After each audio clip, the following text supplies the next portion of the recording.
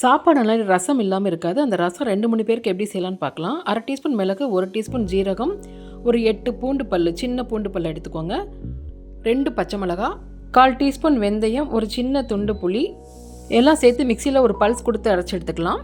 புளியை மிக்சியில் சேர்த்து அரைக்கிறதுக்கு பதிலாக நீங்கள் புளி சாராக கூட கொஞ்சமாக எடுத்துக்கலாம். வெந்தயம் கண்டிப்பாக சேர்த்துக்கோங்க, டேஸ்ட்டு நல்லாயிருக்கும். 2 பெரிய தக்காளி, கொஞ்சம் கருவேப்பிலை, கொத்தமல்லி காம்பு எல்லாமே சேர்த்து ஒரு பல்ஸ் கொடுத்து அரைச்சிக்கலாம். புளிப்பு இருக்கணும், ஆனால் புளிக்கக்கூடாது. அது மாதிரி நீங்கள் புளி சேர்த்துக்கோங்க. இப்போ சட்டியில் எண்ணெய் ஊற்றி கடுகு பருப்பு, காஞ்ச மிளகா, பெருங்காயமெல்லாம் சேர்த்துட்டு மிக்சியில் அரைச்சதை இதில் போட்டு நல்லா வதக்கி கொடுத்துக்கலாம். மிக்சியில் அரைக்கும் போது ரொம்ப நைஸாக அரைச்சிடாதீங்க, கொஞ்சம் இந்த ஒன்றும் பாதியமாக இருக்கணும், அப்போ தான் நல்லா டேஸ்ட்டாக இருக்கும்.